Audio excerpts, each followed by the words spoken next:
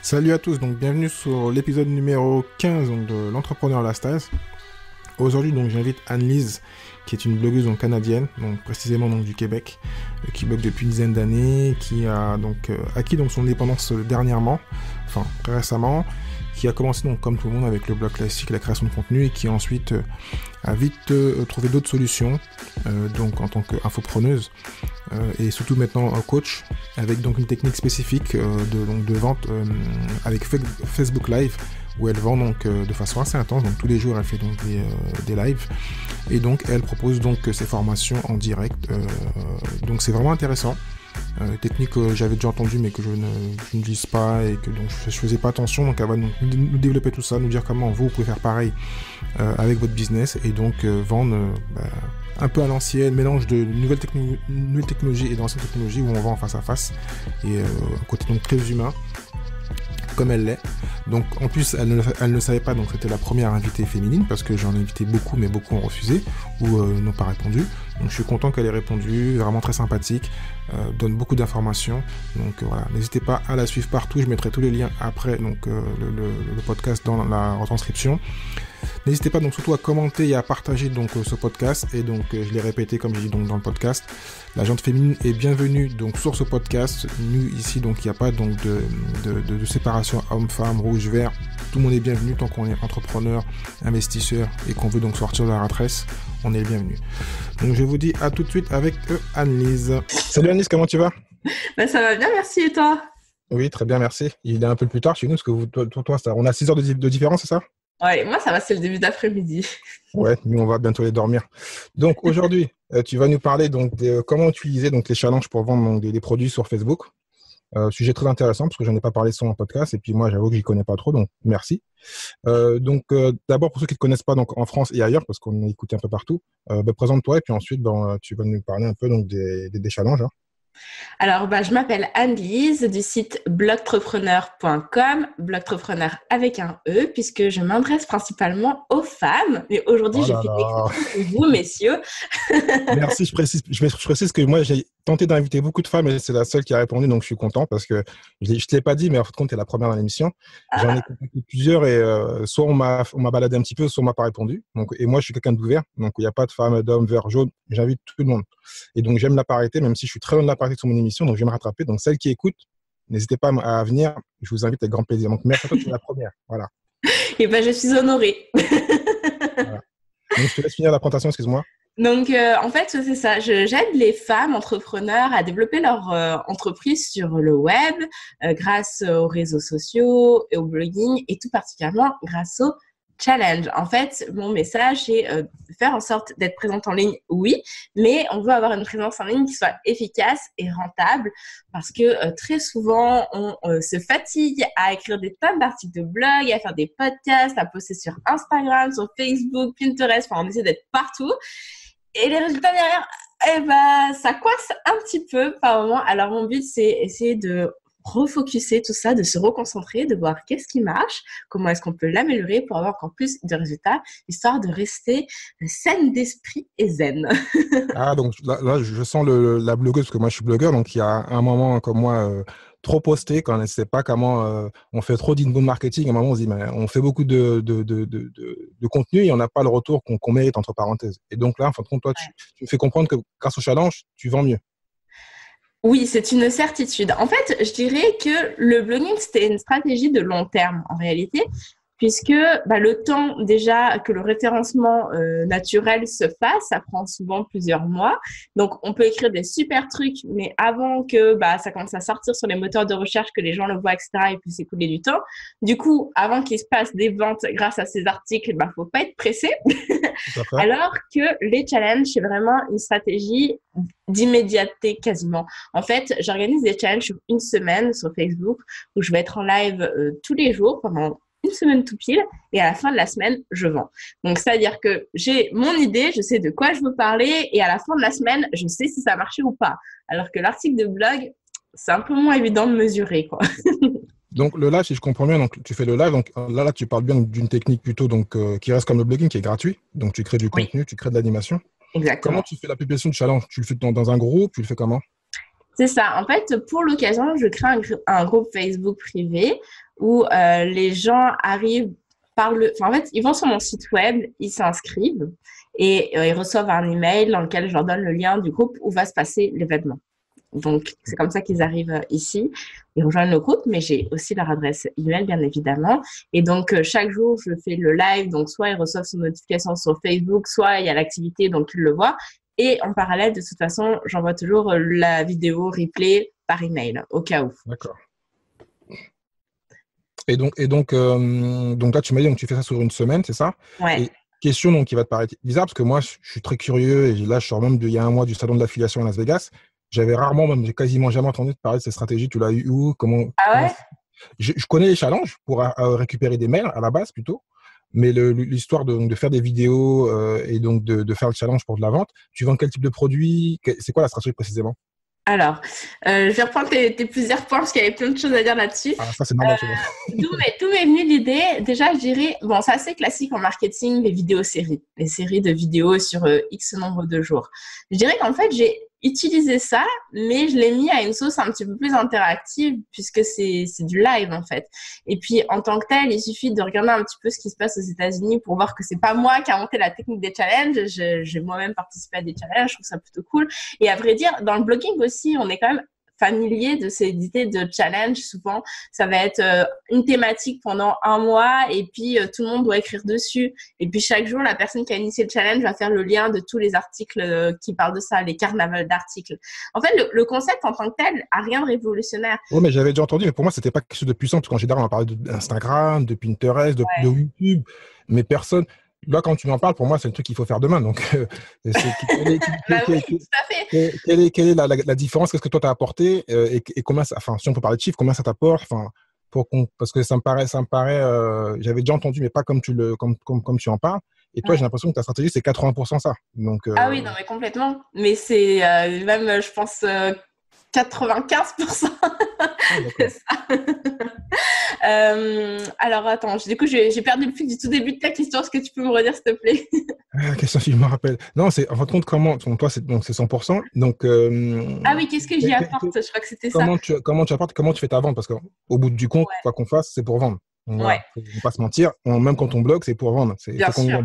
On est indépendant. Donc, comment tu vends? Est-ce que je pense que c'est rentable, sinon tu arrêterais. Donc, quelle est la stratégie derrière? Qu'est-ce que tu vends? Donc, toi, ce que tu vends derrière, je crois, c'est ton coaching, c'est ça? Ouais, en fait, du coaching et de la formation. Donc, justement, qu'est-ce qui change par rapport à l'utilisation d'Instagram ou autre? Je pense que c'est l'utilisation de la vidéo, déjà. Parce que la vidéo permet de mettre un visage, de voir les expressions de la personne et on connecte beaucoup plus facilement avec de la vidéo. Et le fait que ce soit en live fait que on peut pas tricher, en fait. On est obligé d'être soi, on voit les questions, on répond aux questions et il y a quand même une espèce de lien très proche qui se crée avec les gens parce qu'on répond à leurs questions. Et du coup, ils ont le sentiment, et c'est vrai, qu'ils ont une vraie importance dans le déroulement de la vidéo parce qu'il y a de l'interactivité, je pose des questions, ils me répondent, je réagis, etc. Et je pense que ça apporte une dimension humaine, en fait, qui fait toute la différence. C'est très humain et ça se rapproche un peu de la confiance aussi. Ça se rapproche un peu des webinaires en fin de compte. Oui, sauf que un webinaire, souvent ça dure 1 heure, 1 heure et demie max, une fois et c'est fini. Alors que là, tous les jours, pendant 7 jours, je suis là entre 1 demi-heure et 40 minutes. Ah ouais, t'es une showman, quoi. Exactement. donc c'est toujours en fin de compte sur 7 jours, c'est ça? Des fois, tu peux faire moins, 2-3 jours, c'est toujours 7 jours? Non, je fais toujours sur 7 jours. Généralement, en fait, il y a 5 jours vraiment de contenu où j'explique des choses, etc. Et puis le 5e, je présente mon offre. Et puis le week-end, c'est du question-réponse, en fait, parce que je laisse le temps aussi aux gens de rattraper peut-être les vidéos qu'ils n'ont pas vues dans la semaine, puis de réagir s'ils ont des questions, etc. Et tu as besoin de combien de personnes pour ce type de challenge? Pour que ce soit rentable, quoi. Il n'y a pas de règle, mais je dirais qu'il faut au moins 100 personnes au minimum. 100 personnes. Puisque tu sais, en web marketing, on considère qu'il y a 2 à 3% des gens qui achètent. Donc, si on D'accord. veut avoir des ventes, il faut au moins avoir 100 personnes. Donc là, donc tu as répondu à une question que j'aurais pu te poser, donc c'est une conversion classique. C'est toujours 2-3%, c'est pas plus. Ça Parce que des fois, dépend, ça dépend de ce que tu vends. Parce que alors du coup, tu me posais la question de ça, de qu'est-ce que je vendais exactement. En fait, j'ai deux gros challenges. J'ai un challenge sur comment créer le parfait produit d'appel, donc comment créer un cadeau gratuit, un lead magnet, un aimant à prospect, en fait. Et à la fin de ce challenge-là, je vends un coaching de groupe pour apprendre à créer son propre challenge, en fait. Et d'accord. dedans, en-delà de ça, comme en bonus, j'ai deux formations, une formation sur les Facebook Live et une formation sur les groupes Facebook, parce que c'est quand même assez complémentaire. Donc, ça, c'est mon premier truc. Donc là, pour le coup, oui, je vais avoir un taux de conversion standard de 2 à 3%, puisque c'est un coaching de groupe que je vendais à 1 000 €. Le prix D'accord. va augmenter d'ailleurs, mais bon, voilà, c'est normal. Pour un prix aussi important, je pense que quand les personnes me découvrent pour la première fois au travers de cette semaine de challenge, c'est sûr que le déclic de oui, je vais acheter, c'est normal qu'il soit pas aussi évident quand même, mais il y en a Mhm. qui achètent, puisqu'il y a 2 à 3% D'accord. des gens qui achètent. Et ensuite, j'ai un autre gros challenge qui est comment construire une présence en ligne efficace et rentable. Et d'ailleurs, si ça vous intéresse dessus, je refais une nouvelle édition le 25 février, donc ça arrive bientôt. Donc, Ou vous sinon, pouvez on mettra le lien dans le podcast, ce sera voilà, plus simple. exactement. Vous allez sur blogentrepreneur.com, de toute façon, c'est sûr que ça sera écrit en gros partout. Voilà. Donc voilà. Et ce challenge-là, en fait, c'est ça, j'explique comment, en gros, bien travailler ça, enfin, sur quoi il faut se concentrer plutôt en ligne pour que, tu sais, ça nous ramène des clients, en gros. D'accord. Et là, je vais après vendre à la fin mon membership. Et là, pour le coup, mon taux de conversion, il est de 8%. Parce que le D'accord. prix d'entrée au membership est de 47 €. Donc, c'est plus facile de craquer sur C'est 47 normal. € que sur 1000 quand même. C'est normal, c'est normal. Et donc là, donc tu as dit donc tu as deux types de challenges. Tu en fais combien par mois? Parce que comme il dure 7 jours, c'est un peu éreintant, on va dire. Et donc, Ouais. tu fais un toutes les semaines quand même, ça fait beaucoup. Ah Ou non, tu Dieu, fais je fais pas une ça semaine toutes de les pause. semaines. Ouais, parce que... Et donc, tu en fais combien donc, par mois? Parce que effectivement, je confirme, c'est super. Hein. C'est une expérience extraordinaire. Il y a une espèce d'adrénaline et tout. Il y a une vraie énergie, mais à la fin, tu es juste au chaos. Donc, je fais ça plutôt tous les 2, 3 mois, en fait. Hein. D'accord, ok. Ah ouais, d'accord. Ça me paraît plus humain. Parce qu'après, tu peux le faire, mais c'est énorme, quoi. Ouais, non, c'est trop. D'accord. Et donc, tu disais, donc, c'est un challenge avec un produit à 1 000 € et un autre à 47 euros. Ouais. D'accord, ouais, donc c'est plutôt intéressant. Et donc, depuis combien de temps tu fais ça? Parce que je sais que, bon, moi, je t'ai connu par rapport à Pinterest. Donc, Ouais. depuis combien de temps tu es sur le challenge? Je suis sur le challenge depuis le mois de mai 2018. Ah, quand même. Et donc, tu penses que tu peux durer comme ça? C'est à chaque fois, donc, sur les 100 personnes, tu as toujours de nouvelles clientèles? Ouais. D'accord. Tout à fait. C'est vraiment comme ça, moi, que je vais chercher mes clientes à 100 non, pas 200, on va dire 90%, parce qu'après, ce qui se passe, c'est que j'ai trouvé des nouvelles clientes qui sont satisfaites, qui donc me réfèrent à d'autres personnes et elles viennent naturellement. Ouais, donc, c'est l'effet boule de neige. Donc, d'accord. Ouais. Et donc, ça, tu penses que, bah oui, j'allais dire, est-ce que tu peux le transférer aux hommes? Oui, je pense que oui, hein, il n'y a pas de Oui, raison. bien sûr. De toute façon, D'accord. en fait, disons que moi, dans ma communication, je parle toujours aux femmes et dans mes articles de blog, tout est créé au féminin, etc. Donc, du moment que vous vous sentez pas trop offensé par le fait que ce soit écrit au féminin, il n'y a pas de problème. Puis dans un groupe, pour le coup, le coaching de groupe, c'est des petits groupes. Hein. À chaque fois, je prends 5, allez, 6 personnes max, parce qu'on va vraiment travailler sur le challenge de chaque personne dans le groupe. Donc, c'est ce qui fait que ça a taille réduite, parce que sinon... c'est pas possible de parler avec tout le monde en fait. Donc s'il y a un homme dans le groupe, je dirais pas, je te parlerai pas comme à une femme, je parlerai comme à un homme. Rassure-toi. D'accord. Bah, au moins, là, ils sont rassurés. D'accord. Donc, comment tu conseilles, là, tu conseillerais donc pour une personne qui veut tenter donc cette Facebook, donc le challenge, comment il pourrait procéder? Et ben, je pense que le plus important, c'est de bien réfléchir à la structure du contenu qu'on va aborder. En fait, c'est quoi ton plan j'allais dire ton plan de formation, parce qu'en quand même, c'est un petit peu ça finalement. Parce que en réalité, là, de prime abord, ça a l'air assez simple. Chaque jour, je fais une vidéo, j'explique des choses, puis à la fin, je vends. Mais en réalité, c'est un petit peu plus complexe que ça, parce qu'il y a quand même une façon d'amener à la vente. Hein. C'est un peu comme d'ailleurs Oui, les articles de t'es blog. même une super vendeuse, en fin de compte. T'es pas juste, c'est pas du live. C'est vraiment, t'as structuré tout et puis Ouais, t'as. tout à D'accord. fait. Donc, de bien réfléchir en fait à quels sont les sujets qu'on va aborder pour que ça fasse sens ensuite pour arriver à vendre son produit. C'est ça le plus important, je pense. Et donc, sur les 7 jours, est-ce que tu as une perte? Alors que le premier jour, tu as 100 personnes, puis après, le lendemain, tu en as un peu moins, ça descend tout doucement? Alors, en termes de nombre de personnes dans le groupe, non, ça descend pas. Ou peut-être il va y avoir 1 ou 2 personnes, mais vraiment, j'y prête même pas attention parce que, à l'inverse, en fait, il y a des gens qui continuent de s'inscrire dans la semaine, même quand on a commencé. Après, c'est plutôt en termes d'engagement dans le groupe. Effectivement, le mercredi, ça va commencer à descendre. Le samedi, c'est le jour le plus mort parce que c'est le week-end. Mais par contre, le dimanche soir, ça va commencer à remonter parce que c'est la fin de la semaine. Les gens vont dire « Ah oui, c'est vrai, il y avait ça », puis ils vont aller rattraper le retard, etc. Donc, donc j'ai bien compris, donc tu fais du mercredi au dimanche alors?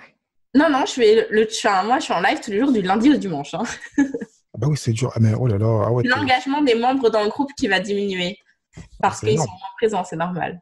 Et donc 7 jours, donc tu fais environ 30-40 minutes donc, de live. Ouais. Est-ce que tu te prépares ou tu t'entraînes? Parce que pour pas. Est-ce qu'au début, je pense maintenant que ça fait 1 an que tu le fais, donc c'est facile, entre parenthèses. Ouais. Donc au début, tu as trébuché, tu as bégayé, c'était un peu difficile.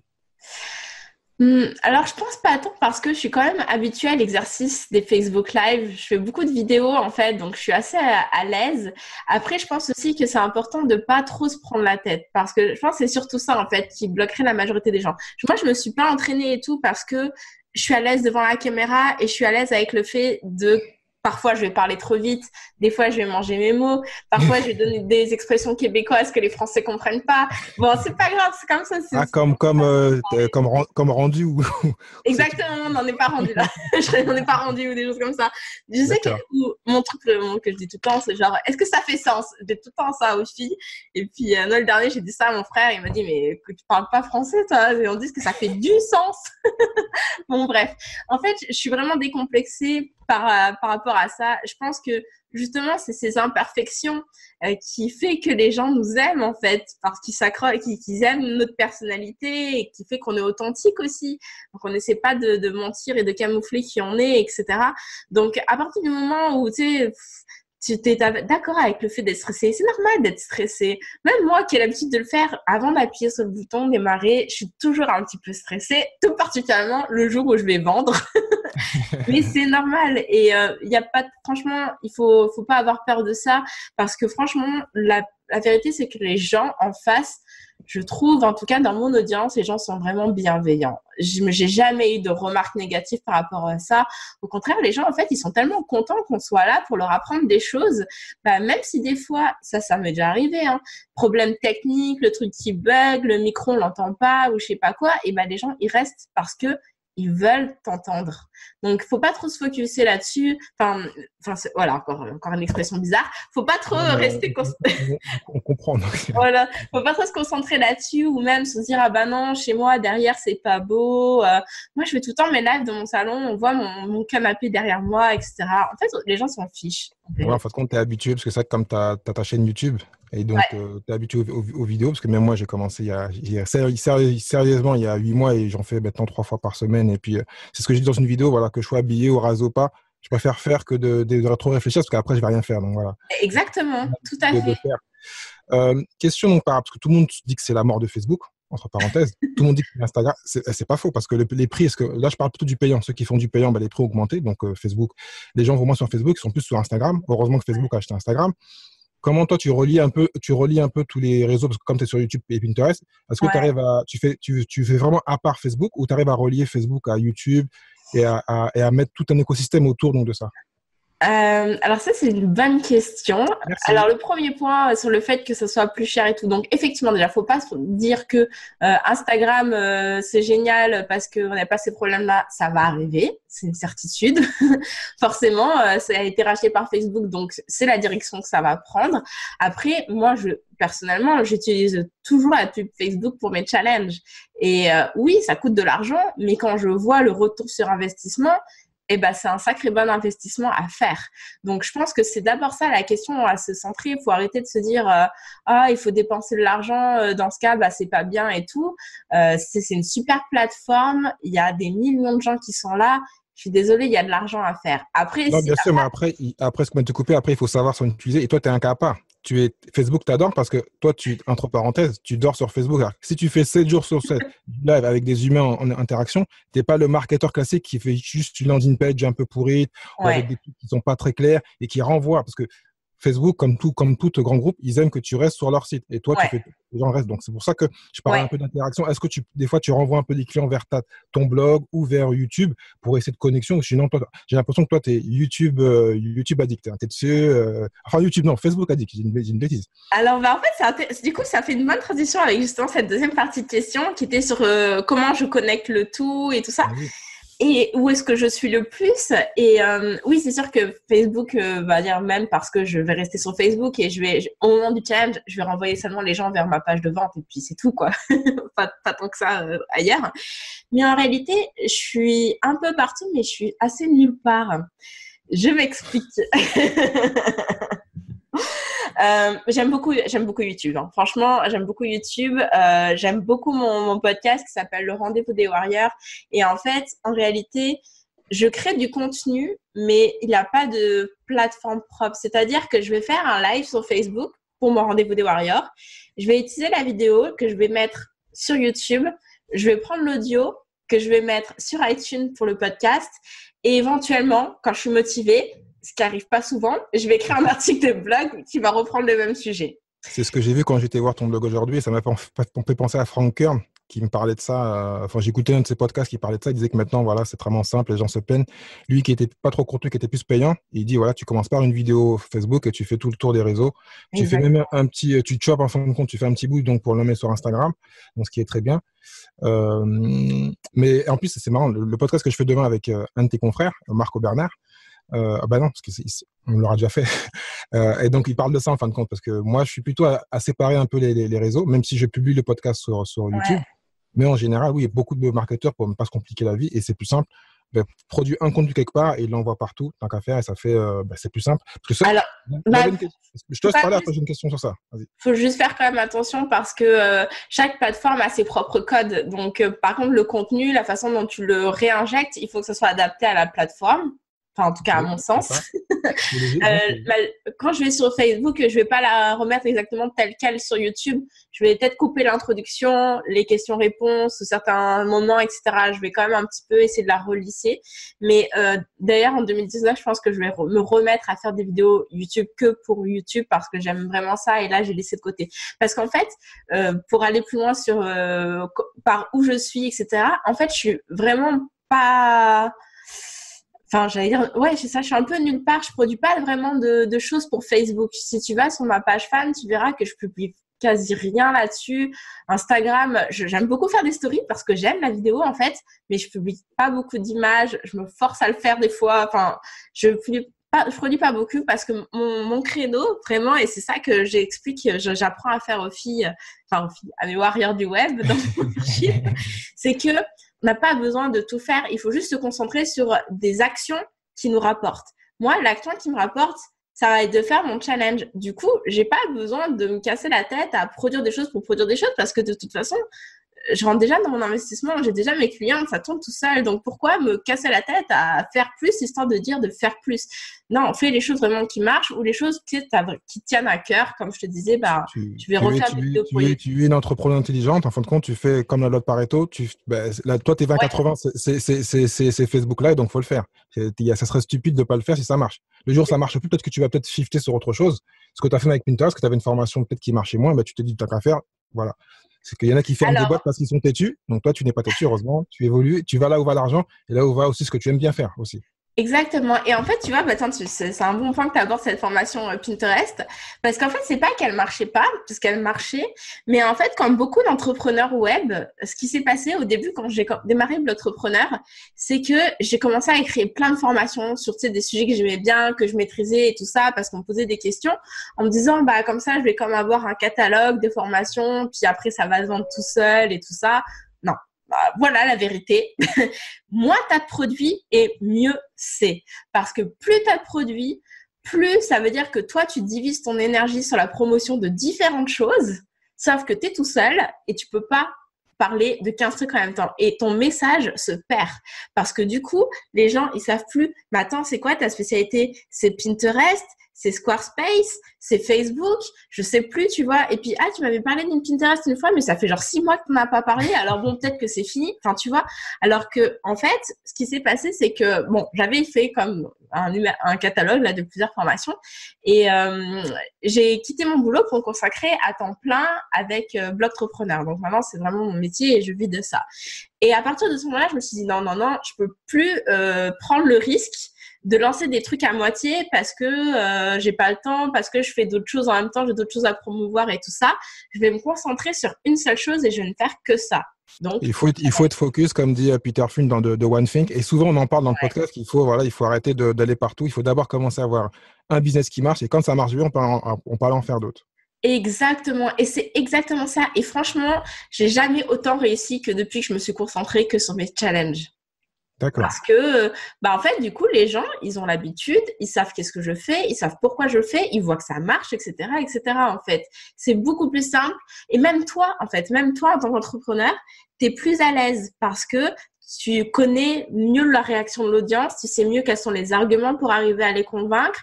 Enfin, j'aime pas le mot convaincre, mais les arguments pour les toucher, en fait. Tu maîtrises ton sujet, tu sais ce qu'ils veulent, pour être précis. Exactement. Parce que moi, je viens de la vente. Mais, tout à fait. Voilà. Tu récoltes, parce que le temps passe, tu récoltes des témoignages aussi. Donc, ça joue aussi, c'est important.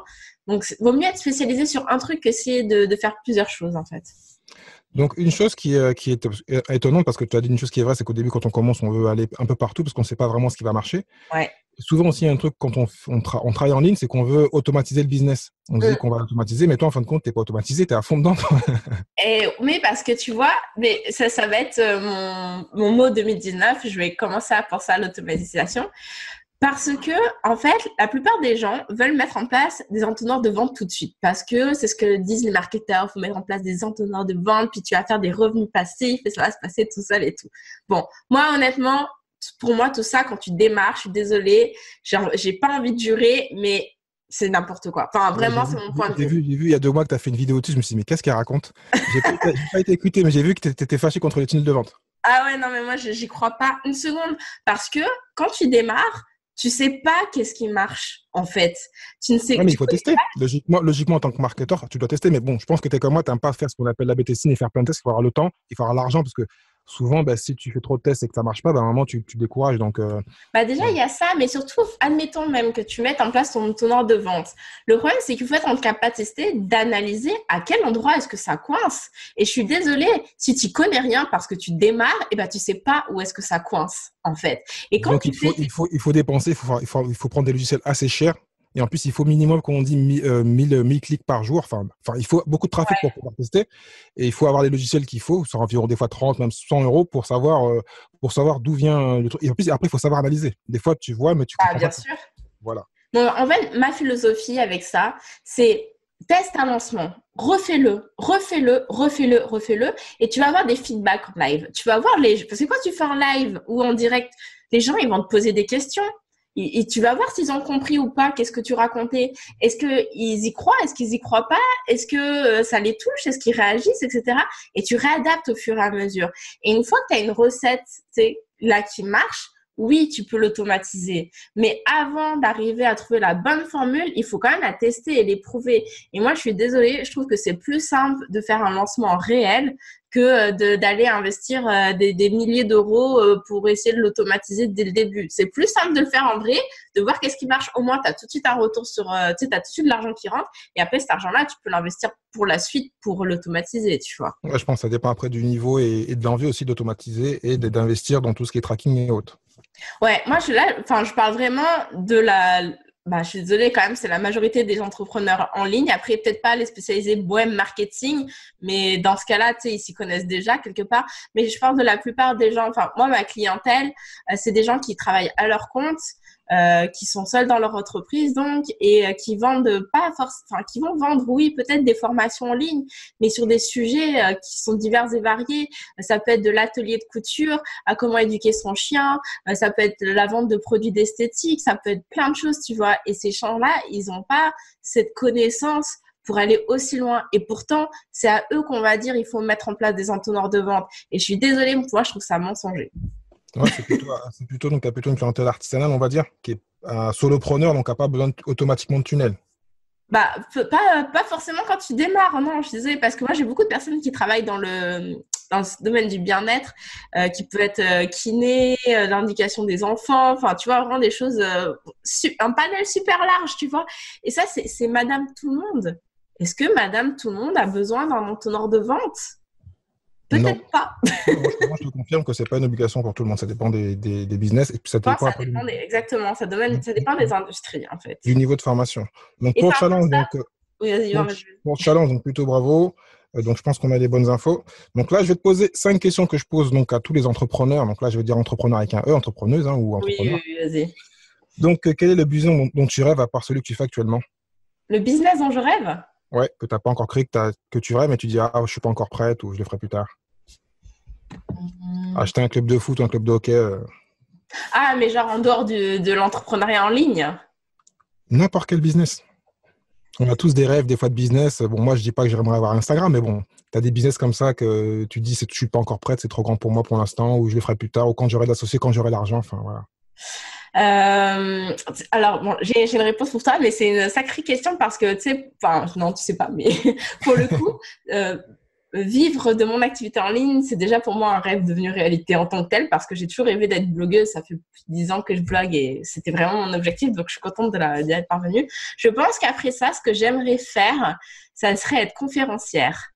J'aimerais D'accord. pouvoir donner des conférences pour parler de ma vie, de mon expérience en fait. Et pas Mais c'est, forcément stratégie marketing, mais juste raconter mon parcours. mais c'est un chemin classique, bizarrement, de beaucoup de blogueurs et de vlogueurs et d'entrepreneurs en ligne. Donc, je pense, ceux qui écoutent le podcast, donc n'hésitez pas à inviter Anne-Lise. Et puis moi, j'essaie, donc, je sais pas, peut-être je te l'ai pas dit, en plus, je pense pas que tu as écouté le podcast les premiers. J'essaie d'organiser un événement en 2020. Donc, tu es la bienvenue Oh, si tu veux venir discuter et parler donc de ton expérience. eh ben, avec grand plaisir, parce que je trouve que j'ai une vie passionnante. Non, mais je trouve, en plus, donc, tu le sais, en plus, tu parles bien, tu passes bien en vidéo. Donc, je pense que dans une scène, et comme tu es très humaine, si tu fais des lives tous les jours, c'est que voilà, ça passerait. Tu pourrais avoir une salle de 30 000 personnes, ce serait pas un problème. Exactement. Donc, quelle est ta meilleure expérience en tant qu'entrepreneur ou investisseuse? Ma meilleure expérience, en fait, j'adore travailler en coaching de groupe avec des groupes restreints parce que je vois mes clientes dont la vie change, en fait, et qui me font preuve d'une telle reconnaissance. En fait, il y a tellement d'amour, je trouve, dans ces relations. Et à chaque fois, je suis comme surprise de voir que juste parce que je leur ai expliqué comment faire ça, et ben tout d'un coup, ça a débloqué des horizons pour elles et ça me touche énormément, ça me fait vraiment plaisir et je pense que c'est ça pour moi qui compte le plus en fait. D'accord, donc c'est plutôt gratifiant. Ouais. Ouais, vraiment. D'accord. Donc, troisième question, si je la retrouve. Donc, quel est pour toi donc, le meilleur levier pour devenir entrepreneur? Se faire confiance. C'est-à-dire? Avoir confiance en soi. Parce que je pense que en fait, tout part de là et c'est le plus difficile à cultiver, d'avoir confiance. D'avoir la confiance de se dire j'ai envie de monter une entreprise, je vais y arriver, je suis capable de le faire.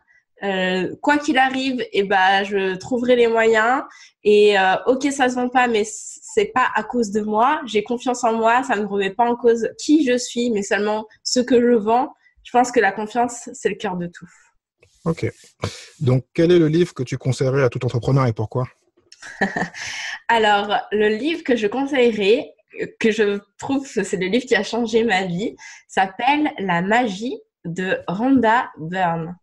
Et alors, ce livre-là ne vous dit peut-être pas grand-chose, mais peut-être que le secret parle plus parce que c'est le premier bouquin et en fait c'est surtout un documentaire qui est d'ailleurs sur Netflix qui parle de la loi de l'attraction et c'est pas ça que j'ai découvert en premier, moi c'était la magie et en fait pourquoi ce livre a changé ma vie et pourquoi est-ce que je l'aime, en fait ça tourne autour du concept de la gratitude et donc de la loi de l'attraction et c'est un livre qui est très pratique, c'est-à-dire que tu as un chapitre par jour à lire et c'est tout. Et sur un chapitre, on travaille en fait un aspect de sa vie et on travaille la gratitude par rapport à ça. Et ça fait travailler sur la famille, l'argent, l'amour, l'amitié, la santé, enfin plein d'aspects. Et je trouve que ce livre-là m'a comme reformaté l'esprit pour mieux apprécier la chance que j'avais dans ma vie. Et ça D'accord. fait beaucoup. Donc, la magie de Rhonda Byrne, c'est ça? Ouais. Ok, on va le mettre dans la liste. Donc, dernière question, quelle est la compétence que tu rêves d'avoir? La compétence. Ah, j'aimerais être bonne en réseautage dans la vraie vie. Ah, pourquoi? J'aime pas du tout les trucs de réseautage. Pourtant, je suis super à l'aise avec parler avec les gens et tout, mais le fait de genre faire la démarche d'aller parler à quelqu'un, d'essayer de trouver un sujet de conversation, je sais faire, mais j'aime T'as pas envie. c'est ça. Mais actuellement, t'es vraiment l'entrepreneur classique qui est à la maison et donc tu vas pas dans les séminaires, dans ces choses-là pour apprendre, pour te former, pour discuter un peu, sortir un peu donc de chez toi. Pas tant, si un peu quand même. Enfin, en tout cas, il y a un événement auquel je vais, genre chaque année, c'est la Startup Fest à Montréal. Et j'aime beaucoup parce que du coup, ça s'adresse aux entreprises, mais vraiment au sens large du terme. Tu sais, c'est pas vraiment lié nécessairement au web marketing et tout. C'est entrepreneur tout court, quoi, le milieu des startups. Et je trouve ça super intéressant parce que je trouve que justement, ça me sort de ma bulle et ça montre d'autres pratiques, donne d'autres idées et tout. Oui, à la marge, je peux aller assister à des conférences en tant que telles et tout, mais pas tant. Je sors de chez moi quand même, je te rassure. Disons que il y a pas mal d'entrepreneuses web qui sont à Montréal, donc du coup, tu sais, je me suis quand même fait des amis. On se voit dans la vraie vie, on va voir des cafés et tout, c'est cool. mais je fais pas partie de structures particulières en tout cas. Bah, tu vas peut-être même créer ton propre meet-up tant qu'à faire. Voilà, qui sait. Ou sinon, parce que j'y ai pensé, parce que j'ai un des invités qui l'a fait. J'ai oublié le nom comme par hasard. C'est un groupe, c'est pour devenir conférencier et apprendre à parler en public. Il est très connu. Oui, Toastmaster. Il y en a Oui, j'en ai déjà entendu paraît-il. parler. Ouais. Voilà, et tu peux t'inscrire, donc tu fais du réseau et en même temps, donc, tu travailles ta voix et apprendre à parler. Et puis ensuite, la plupart deviennent en fin de compte des speakers professionnels. Et puis après, tu fais tout ça. Donc, voilà. Merci. De rien. Ben, Lise, merci. Pas de rien.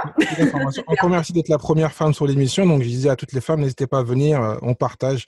Quand on parle de business, il n'y a pas d'homme, pas de femme, pas de couleur, pas d'âge. C'est les mêmes conseils. Et même, je trouve que même de la façon dont tu as amené les choses, c'est. J'aime pas dire qu'il y a un côté féminin, mais bon, il y en a un quand même. J'ai trouvé que c'était différent que de parler avec des hommes. Donc, voilà, je suis bien content. Donc, pour te voir, donc on parle donc le rendez-vous des Warriors, c'est ça? C'est que pour les femmes ou c'est pour tout le monde? Non, c'est pour tout le monde. Encore une fois, je parle au féminin, mais les hommes sont les bienvenus. Voilà.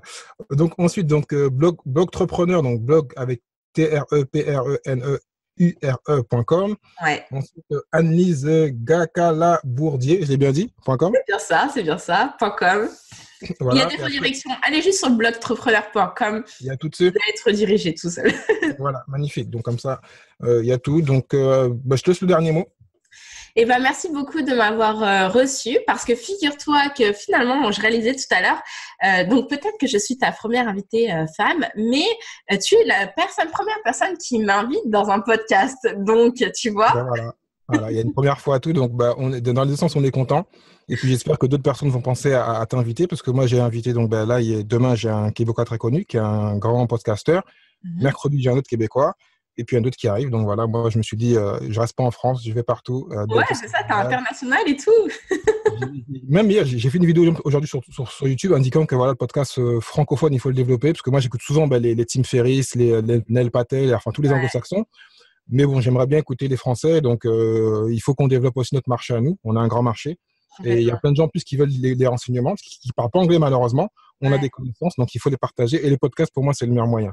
Voilà. Franchement, je suis d'accord avec toi. Moi aussi, je consomme énormément de podcasts anglophones, en fait. Parce qu'on n'a pas le choix. Ben, c'est ça. Voilà. Et c'est ça qui m'a donné justement l'envie de créer le mien, d'ailleurs. Parce que je trouve ça génial comme format. T'écoutes ça le matin quand tu prends ta douche, quand tu te maquilles, quand t'es dans les transports. Enfin, et c'est quand tu cuisines et tout ça. Je trouve que ça apporte une souplesse qui est juste géniale. Et puis, le fait d'entendre la voix, ça crée comme une relation un peu d'intimité. Je sais pas, je trouve ça sympa. Moi, j'aime beaucoup ce format. Et je pense que ça commence à se développer quand même, doucement mais sûrement, là, au niveau francophone. En tout cas, donc, on est des pionniers, au moins, c'est ça qui est bien. Voilà, c'est bien. Donc, merci à tous. N'hésitez pas à vous abonner donc, au podcast sur iTunes, Teacher. Et donc moi, je vous dis donc, à bientôt donc, pour le prochain épisode. Ciao, ciao. Donc, fin de l'épisode numéro 15 de l'entrepreneur à la Stase. Donc, j'espère que vous avez aimé donc, l'entretien que j'ai eu avec Annelise, avec donc, toutes les bonnes informations qu'elle nous a donc, données pour faire du business et vendre donc des produits chers, parce qu'elle a un produit à 1000 €, il y a un autre à 47. Donc on comprend donc la logique de le vendre de ce moyen-là, c'est peut-être plus facile. Donc de vendre des produits chers, mais de très bonne qualité bien sûr, donc comme ça. Donc n'hésitez pas donc à suivre Anne-Lise sur YouTube, sur Facebook. Donc je mets donc tous les liens dans la retranscription. Donc et donc Blogtrepreneur, donc blog trepreneur.com. Donc après donc elle a aussi un site personnel et d'autres éléments donc je mettrai donc dans la description. Donc merci à tous d'avoir écouté. Donc je vous dis à la semaine prochaine donc pour l'épisode logiquement avec Maxence Rigotier. Ciao ciao.